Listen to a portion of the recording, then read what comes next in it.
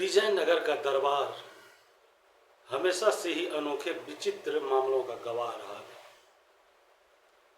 राजा कृष्णदेव राय के शासन में हर दिन कोई न कोई नया किस्सा सामने आता था, लेकिन इस बार जो पत्र दरबार में पहुंचा उसने सभी को हैरान कर दिया। यह पत्र एक दूरस्थ गांव के सरपंच ने भेजा था, जिसमें लिखा था, महाराज, हमारे गांव में केवल बुद्धिमान लोग रहते हैं, यहाँ कोई मूर्ख नहीं है। पूरे विजयनगर साम्राज्य में हमारे गांव जैसी अक्लमंदी कहीं नहीं मिलेगी। पत्र पढ़ते ही राजा कृष्णदेव राय की भवें तन गई। उन्होंने मुस्कुराते हुए दरबारियों की ओर देखा और पत्र तेनाली राम को थमाते हुए बोले, तेनाली, यह क्या माजरा है? क्या सचमुच कोई ऐसा गांव हो सकता है जहां एक भी मूर्ख ना हो? या फिर यह सरपंच का घमंड बोल रहा है? तेनाली राम ने पत्र पढ़ा और अपने चिर परिचित चतुर मुस्कान के साथ बोले, महाराज, अक्ल की खान हो या अहंकार का पहाड़, यह तो जांच करने के बाद ही पता चलेगा ना। अगर आप आज्ञा दे तो मैं स्वयं ही उस गांव जाकर देखा हूं कि वहां की बुद्धिमानी कैसी है। राजा ने हंसते हुए कहा, ठीक है तेनाली, जाओ और इस गांव की बुद्धिमानी का राज खोलो। अगर वहां सचमुच इतने समझदार लोग हैं तो हम उन्हें दरबार में सम्मान देंगे, लेकिन अगर यह मात्र उनका दंभ है तो तुम्हें उसका जवाब देना आता है। तेनालीराम ने सिर झुकाया और मन ही मन एक योजना बनानी शुरू कर दी। तेनालीराम ने इस बार साधु का भेष धारण किया। उन्होंने माथे पर चंदन का टीका लगाया, गेरुआ वस्त्र पहना और हाथ में कमंडल लिया और नकली लंबी दाढ़ी लगाकर सिद्ध बाबा बन गए। साथ में उन्होंने 2 सेवकों को लिया, जिन्हें उन्होंने जानबूझकर पागल जैसी हरकतें करने का आदेश दिया। एक बार नहीं, बार बार वो दोनों सेवक उल्टा चलता और दोनों बिना वजह हंसता रहता था। तेनालीराम का इरादा था कि गांव वालों को उनकी चतुराई से परखा जाए। गांव में पहुंचते ही तेनालीराम ने एक विशाल बरगद के पेड़ के नीचे डेरा डाला।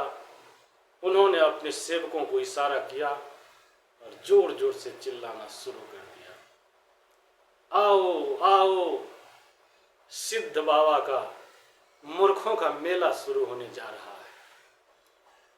जो खुद को मूर्ख मानता हो वह इस मेले में शामिल हो जाओ। बुद्धिमान लोग यहां ना आए, क्योंकि यह मेला केवल मूर्खों के लिए है। गांव वाले ने यह सुनते ही ठहाके लगाए। एक युवक बोला, बाबा, आप गलत गांव में आ गए।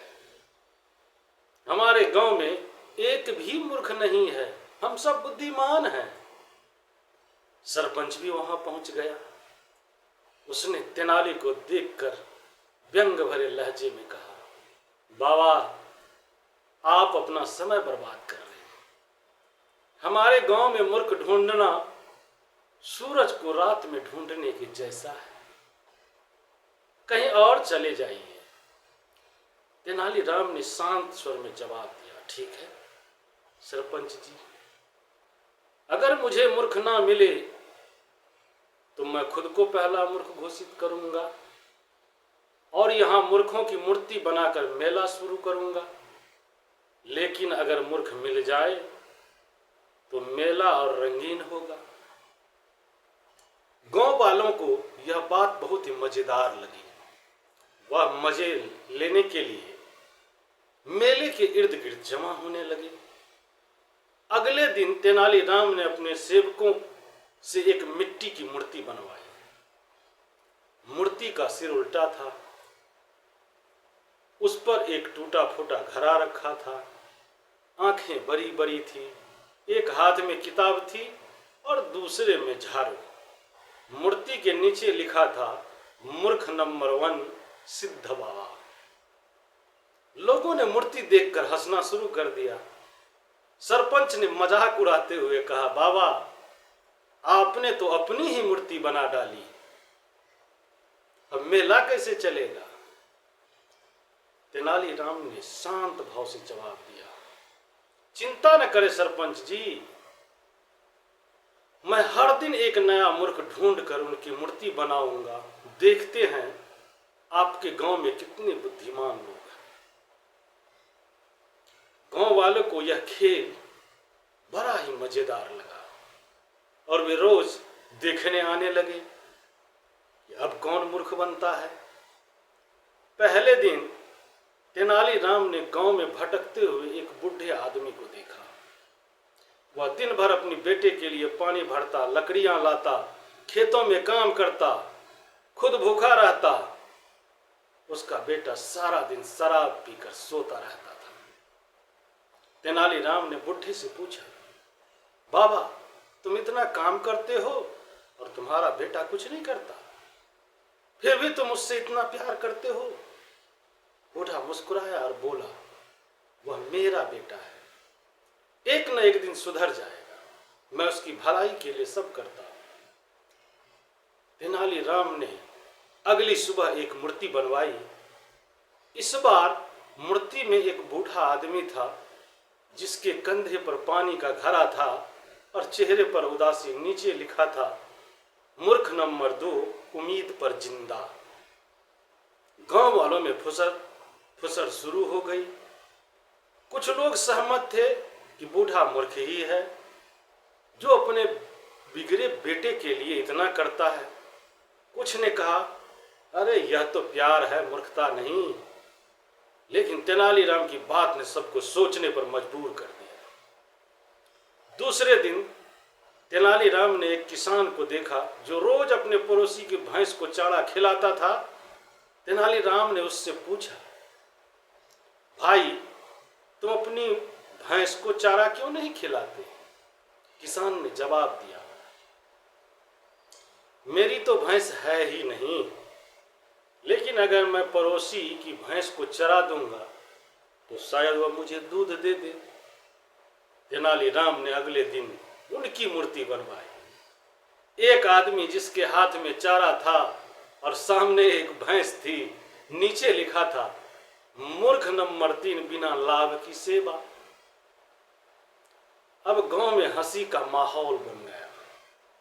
लोग एक दूसरे की शिकायत लेकर तेनाली के पास आने लगे। मेले में भीड़ बढ़ने लगी। तीसरे दिन मेला और रंगीन हो गया। एक आदमी ने शिकायत की, बाबा मेरी पत्नी तांत्रिक के कहने पर मुझे रोज नीम के पेड़ से उल्टा लटकाती है, कहती है इसमें मेरा पुरुषत्व बढ़ेगा। यह सुनकर सरपंच जोर जोर से हंसा, लेकिन तेनालीराम ने उसकी हंसी को नजरअंदाज कर दिया। उसी शाम उन्होंने सरपंच की मूर्ति बनाई। एक आदमी जिसके सिर पर तांत्रिक टोपी थी और हाथ में जादुई छड़ी। नीचे लिखा था मूर्ख नंबर 4 अंधविश्वास का राजा। सरपंच आग बबूला हो गया। उसने गुस्से में कहा, बाबा तुमने पूरे गांव का मजाक बना दिया है, मैं राजा के पास शिकायत करूंगा। अगले दिन सरपंच ने तेनाली को धमकी दी, तुम्हारी हिम्मत कैसे हुई मेरी मूर्ति बनाने की, मैं राजा को बताऊंगा। तेनाली ने शांत भाव से अपनी नकली दाढ़ी उतारी और बोले, शिकायत करने की जरूरत नहीं है सरपंच जी, मैं तेनालीराम हूं और राजा ने मुझे भेजा है यह जांचने के लिए कि आपके गांव में बुद्धिमानी है या अहंकार। पूरे गांव में सन्नाटा छा गया। तेनालीराम ने आगे कहा, जिस गांव में हर कोई खुद को सबसे बुद्धिमान समझे, वहां मूर्खता की कमी नहीं होती। असली बुद्धिमानी विनम्रता में है, ना कि घमंड में। तुमने अपने पत्र में दावा किया था कि यहाँ कोई मूर्ख नहीं है, लेकिन मैंने दिखा दिया मूर्खता हर जगह छिपी होती है। विजयनगर लौटकर तेनालीराम ने राजा को सारी कहानी सुनाई। राजा कृष्णदेव राय ने ठहाके लगाए और बोले, तेनाली, तुमने मूर्खों की मूर्तियों से उनके अहंकार का पर्दाफाश किया है। गांव वालों को भी अपनी गलती समझ में आ गई। उन्होंने तेनालीराम से माफी मांगी और विनम्रता अपनाने का वादा किया। तेनालीराम ने मूर्खों का मेला समेटा और जाते जाते बोले, अब इस गांव में मूर्ख नहीं बचे, असली बुद्धिमानी आ गई है। इससे हम सबों को यही सीख मिलती है कि जो खुद को सबसे बड़ा ज्ञानी समझे, वह अक्सर सबसे बड़ा मूर्ख साबित होता है। विनम्रता ही असली बुद्धिमानी का गहना है।